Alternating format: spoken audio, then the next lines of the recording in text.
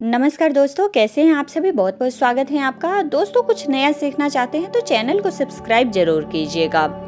दोस्तों, होली के त्योहार को बुराई पर अच्छाई का जीत माना जाता है और बुराई पर अच्छाई का त्योहार बताया जाता है। बहुत ही शुभ और मंगलकारी पर्व माना जाता है।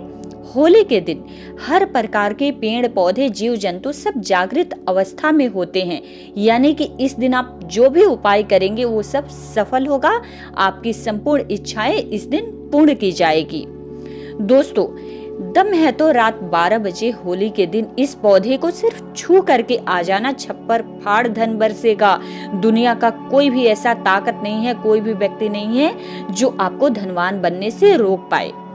होली के दिन ये 5 पेड़ जागृत अवस्था में होते हैं और एक पेड़ को तो स्वयं नरसिंह देव अवतार भगवान नारायण ने जब हिरण्यकश्यप का वध किया था तब उन्हें आशीर्वाद दिया था कि होली के दिन मैं तुम पर निवास करूंगा। होली का पर्व बहुत ही सुंदर पर्व होता है। इस समय समाज में लोग गरीबी और अमीरी को मतभेदों को भूल करके आपस में प्रेम करते हैं। होली खेती किसानों का त्योहार भी माना जाता है, क्योंकि इस समय गेहूं के बाली को होली में होलिका दहन में भूना जाता है। दोस्तों, होली उत्साह एवं उमंग का त्योहार होता है। खास करके विष्णु भक्तों के लिए, कृष्ण भक्तों के लिए यह बहुत ही सुंदर त्योहार होता है।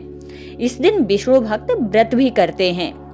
दोस्तों, होली के दिन पहले से ही लोग महीने भर पहले से ही होली की तैयारियों में जुट जाते हैं। नए नए वस्तुओं की खरीदारी करते हैं, उपहारों की खरीदारी करते हैं और लोग सामूहिक रूप से लकड़ी और उपले इकट्ठा करते हैं।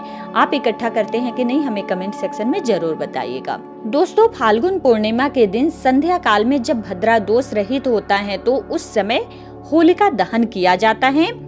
होली जलाने से पूर्व होलिका माता के सब विधि विधान से पूजा करते हैं, अग्नि में आहुति देते हैं। इस दिन भगवान विष्णु की भी, माता लक्ष्मी की भी पूजा की जाती है और अग्नि में आहुति दी जाती है। होली के दिन लोग चारों तरफ नृत्य करते हैं, लोकगीत का आनंद भी लेते हैं। इस दिन राधा कृष्ण की लीला जो होती है ब्रज में बहुत ही अधिक देखने को मिलती है। होली के दिन लोग मालपुआ, गुजिया और कई तरह के पकवान भी बनाते हैं और भगवान को भोग लगाते हैं तथा अपने पूर्वजों को उस दिन कुछ न कुछ अवश्य अर्पित करना चाहिए। जो लोग इस दिन अपने पूर्वजों को कुछ अर्पित नहीं करते हैं उन्हें पुत्र श्राप लग जाता है, पितृदोष लग जाता है। इसलिए इस दिन पूर्वजों को होली पर जरूर याद करना चाहिए और कुछ न कुछ जरूर अर्पित करना चाहिए। दोस्तों, होली के पर्व पर संध्या में होलिका दहन किया जाता है और इसके पीछे एक प्राचीन कथा भी है। हिरण्यकश्यप नामक एक राक्षस था जो कि भगवान विष्णु से शत्रुता रखता था। उसने अपनी शक्ति के बल पर और ब्रह्मा जी की तपस्या करके एक वरदान प्राप्त कर लिया था, जिसकी घमंड में वो अपने आप को ईश्वर समझता था और उसने अपने राज्य में घोषणा करवा दी थी कि केवल उसी की पूजा की जाएगी और अपने राज्य में यज्ञ, आहुति और देवी देवताओं की पूजा करना बंद करवा दिया था और संत पुरुषों को प्रताड़ित करने लगा था। दोस्तों, हिरण्यकश्यप का एक पुत्र था जिसका नाम था प्रहलाद। वो भगवान विष्णु का परम भक्त था। पिता के लाख कहने पर भी भक्त प्रहलाद विष्णु भक्ति में हमेशा ही लीन रहते थे। भक्त प्रहलाद को हिरण्यकश्यप कई बार मारने की योजनाएं भी बनाता था, परंतु स्वयं भगवान विष्णु उनकी रक्षा करते थे। इसलिए हिरण्यकश्यप उनका बाल विवाह का नहीं कर पाया। असुर राक्षस हिरण्यकश्यप की बहन का नाम था होलिका। उसे भगवान शंकर से एक चादर मिली थी जिसे ओढ़ करके बैठने पर अग्नि उसे नहीं जला सकती थी। उसका क्या नाम था? होलिका। दोस्तों, होलिका जो थी वो राक्षस राज हिरण्यकश्यप के कहने पर भक्त प्रहलाद को अपने गोदी में लेकर के अग्नि में चिता पर बैठ गई। दोस्तों, भगवान विष्णु की कृपा से वह चादर उड़कर भक्त प्रहलाद के ऊपर आ गया और होलिका के ऊपर से निकल गया, जिससे भक्त प्रहलाद की जान तो बच गई और होलिका माता जल गई। होलिका दहन के दिन होली जला करके होलिका नामक दुर्भावना का अंत और भगवान द्वारा भक्त प्रहलाद के रक्षा का जश्न मनाया जाता है। दोस्तों, चलिए मैं आप लोगों को इस वीडियो के माध्यम से बताने का प्रयास करूंगी कि ऐसा कौन सा पौधा है जिसे होली के दिन आपको सिर्फ स्पर्श करके आना है, छू करके आना है और इस पौधे को स्वयं नरसिंह देव ने आशीर्वाद दिया था। थोड़ी सी कथा के माध्यम से आप सबको बताने की कोशिश करूंगी। दोस्तों, वीडियो को अब तक आपने लाइक नहीं किया है तो हाथ जोड़कर आपसे निवेदन करती हूँ कि वीडियो को लाइक करके चैनल को सब्सक्राइब कर लीजिए और नोटिफिकेशन ऑल कर लीजिए और अपनों के पास इसको ज्यादा से ज्यादा शेयर कीजिए ताकि उनको भी ये जानकारी समय पर मिल जाए। और कमेंट सेक्शन में ओम नमो भगवते वासुदेवाय नमः जरूर लिखे, इससे आपकी संपूर्ण मनोकामनाएं जरूर पूरी होगी। दोस्तों, जिस पौधे के बारे में आप सबको बताने जा रही हूँ, भगवान नरसिंह देव ने आशीर्वाद दिया था। जब भगवान नरसिंह देव ने हिरण्यकश्यप को मार दिया तो देखिए, असुर रूपी हिरण्यकश्यप को मारने के बाद क्या हुआ कि उन्होंने अपने नाखून से हिरण्यकश्यप का वध किया था। और हिरण्यकश्यप एक राक्षस था, तो राक्षस का जो रक्त था उनके हाथों में लग गया, नाखूनों में लग गया, जिसकी वजह से भगवान को बहुत ही ज्यादा हाथों में खुजली होने लगी। और जब खुजली बहुत ज्यादा बढ़ गया तो नरसिंह देव ने हाथों में जो खुजली हो रहा था उसको शांत करने के लिए एक पेड़ के, एक वृक्ष, जिस वृक्ष पर अपने नाखूनों को काट दिया, गाड़ दिया, इससे नरसिंह देव की खुजली तो शांत हो गई, लेकिन वह वृक्ष दर्द से कराहने लगा। तब उस वृक्ष ने भगवान से प्रार्थना की, भगवान आपने तो अपनी खुजली शांत कर ली, लेकिन यह जो असुर रूपी रक्त है इसको आपने हमारे पेड़ में जो गाड़ दिया है, छोड़ दिया है, इससे हम अशुद्ध हो गए हैं। प्रभु, आपने जो यह अपने नाखून गाड़े हैं इसकी पीड़ा हमें दिन प्रतिदिन सताएगी, हमें इसकी पीड़ा सहन नहीं हो पा रही है। प्रभु, आप हमें इस पीड़ा से मुक्ति दिलाइए। उस वृक्ष की प्रार्थना हुई तो भगवान नरसिंह ने उस वृक्ष को आशीर्वाद दिया कि हे वृक्ष, मैं तुम्हें आशीर्वाद देता हूँ कि जब भी होली का समय आएगा, होलिका दहन के दिन और पूर्णिमा के दिन जो होली जलाई जाएगी, उस दिन भगवान नरसिंह माता लक्ष्मी के साथ उस वृक्ष पर निवास करेंगे।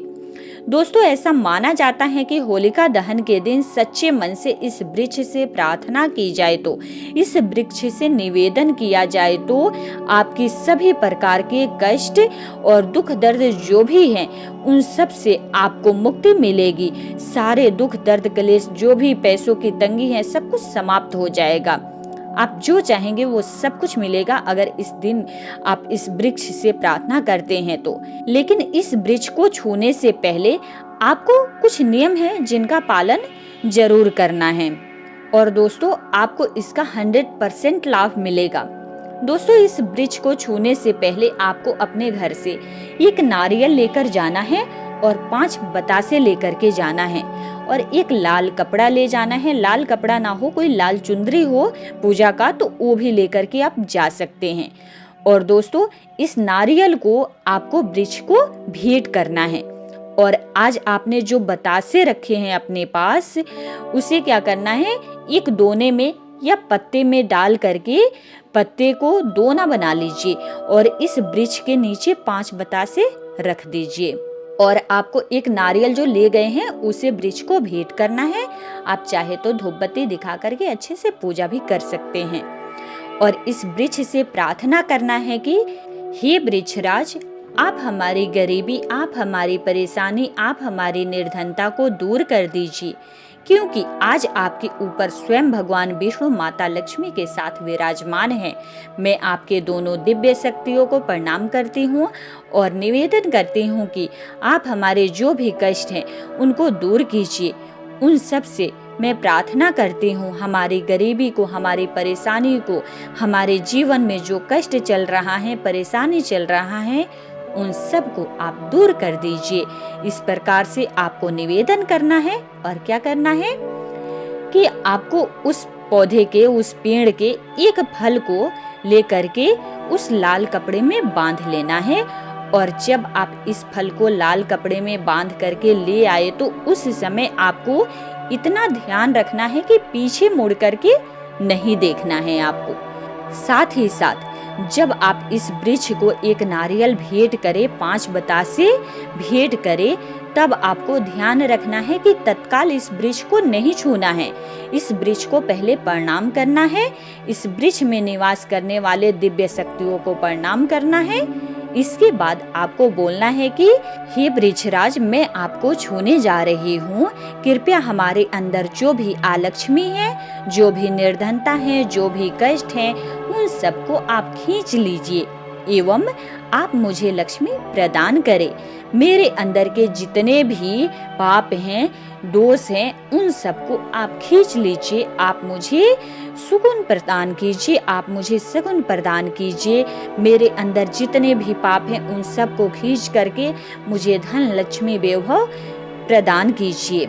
आप मुझे पुण्य प्रदान करें, क्योंकि इन्हें भगवान नरसिंह देव का आशीर्वाद प्राप्त है कि होली के दिन जो भी इस वृक्ष को छू लेगा, उसके सारे पाप वृक्ष खींच लेगा और उसे पुण्य आत्मा बना देगा। तो इस वृक्ष से इस प्रकार से आपको प्रार्थना करना है, फिर इस वृक्ष को छूना है। दोस्तों, अब आप जानना चाहते हैं कि इस पवित्र वृक्ष का नाम क्या है, तो दोस्तों मैं आपको बता दूं कि इस पवित्र वृक्ष का नाम है गूलर। जी हाँ दोस्तों, गूलर एक ऐसा वृक्ष है जिस पर इस दिन साक्षात भगवान नारायण माता लक्ष्मी के साथ निवास करते हैं और नरसिंह ने, भगवान नारायण ने इस वृक्ष को आशीर्वाद दिया था। इसलिए होली के दिन गूलर वृक्ष को अगर छू करके आया जाए तो, निवेदन किया जाए तो आपके अंदर के वो सभी कष्ट नष्ट हो जाते हैं। आपके अंदर का जो भी पाप होता है सब नष्ट हो जाता है। इस वृक्ष को सिर्फ छू करके आना है और इस वृक्ष से आपको प्रार्थना करना है। दोस्तों, इसी के साथ इस वृक्ष के एक फल को लाल कपड़े में बांध करके लेकर के आना है। और कितने बजे जाना है आपको? होली के दिन रात्रि 12 बजे जाना है।